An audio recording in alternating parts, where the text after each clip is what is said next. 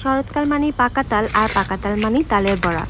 বাঙালিদের সবথেকে প্রাচীনতম এবং ঐতিহ্যবাহী একটি মিষ্টির নাম হলো তালের বড়া। যুগ যুগ ধরে বাঙালিরা এই অল্প কিছু উপকরণ দিয়ে তালের বড়া বানিয়ে থাকে এবং তার মধ্যে মূল উপকরণ হলো আতপ চালের গুঁড়া এবং কোরানো নারকেল। যুগের সঙ্গে তাল মিলিয়ে তালের অনেক ধরনের পিঠার ভেরিয়েন্টস বের হলেও তালের বড়ার স্বাদ কিন্তু অতুলনীয় এবং এমন কোনো বাঙালি নেই যারা এই তালের বড়া পছন্দ করে না। তালের বড়ার উৎপত্তি আমাদের বাংলাদেশে এবং পশ্চিমবঙ্গের গ্রামীণ অঞ্চলে হলেও তাল কিন্তু আমাদের দেশীয় ফ্রুটস নয়। এটি সাধারণত আফ্রিকা এবং এশিয়ার গ্রীষ্মমণ্ডলীয় অঞ্চলগুলোতে পাওয়া যায়। আর তালের বড়া ব্যাপারে আরেকটা গুরুত্বপূর্ণ তথ্য হলো এই তালের বড়া কিন্তু সরিষার তেলে ভাজা হয়। ছোটবেলায় মা, নানি, দাদিদেরকে দেখেছি তারা শুধুমাত্র আতপ চালের গুঁড়া, নারকেল কোড়া এবং তালের রস দিয়ে তালের বড়া বানিয়ে ফেলতো। কিন্তু ওই যে বলে না, এক এক বাড়িতে বানানোর ধরন এক এক রকম। কেউ এটা ময়দা দিয়ে বানাতে পছন্দ করে, কেউ বা এটা আতপ চাল দিয়ে বানাতে পছন্দ করে, আবার কেউ কেউ এখানে গুড় ব্যবহার করতে পছন্দ করে, বা কেউ কেউ এখানে চিনি ব্যবহার করতে পছন্দ করে। এটা যার যার টেস্টের উপর ডিপেন্ড করে। আমার এখানে সাধারণত গুড় ব্যবহার করতে ভালো লাগে, কিন্তু আমার বাসায় যেহেতু গুড় ছিল না, তাই আমি আজকে লাল চিনিটা ব্যবহার করব। আর আমি এবং আমার ফ্যামিলি এই তালের বড়াতে কুড়ানো নারকেলের থেকে কুচি করা নারকেলটা বেশি পছন্দ করি।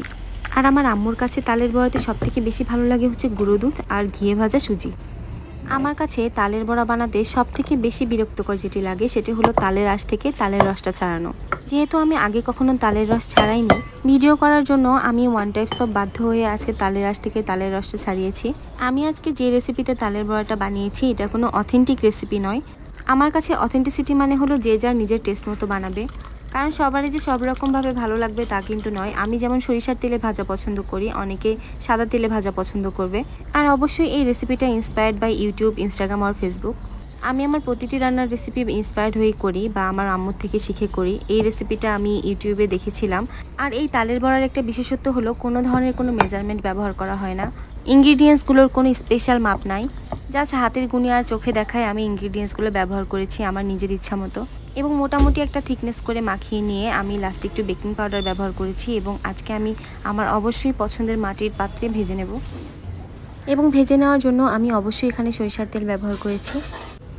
মাটির পাত্রে ভাজার বিশেষত্ব হলো একটা পিঠাও পুড়ে যাবে না অথবা লেগে যাবে না। আমি এর আগে কখনো মাটির কড়াইতে ভাজিনি, আজকেই প্রথম আমি মাটির কড়াইতে ভাজবো। এবং এর আগে যত কড়াইতে আমি ট্রাই করেছি একটা না একটা পিঠা পুড়ে গেছে অথবা লেগে গেছে, কিন্তু আজকের পিঠাগুলো একটাতেও পোড়া লাগেনি এবং লেগে যায়নি। এবং এই টিপসটা আমার আম্মু আমাকে দিয়েছিল যে মাটির কড়াইতে ভাজলে একটা পিঠাও পুড়ে যাবে না। ভাদ্র মাস মানে গাছে গাছে পাকা তাল আর ঘরে ঘরে তালের বড়া। যুগ যুগ ধরে আমরা বাঙালিরা এই ট্রেডিশনটা ফলো করে আসছি এবং যতদিন পর্যন্ত পৃথিবীতে এই বাঙালির অস্তিত্ব আছে ততদিন পর্যন্ত এগুলো ট্রেডিশন অনন্তকাল ধরে চলতেই থাকবে।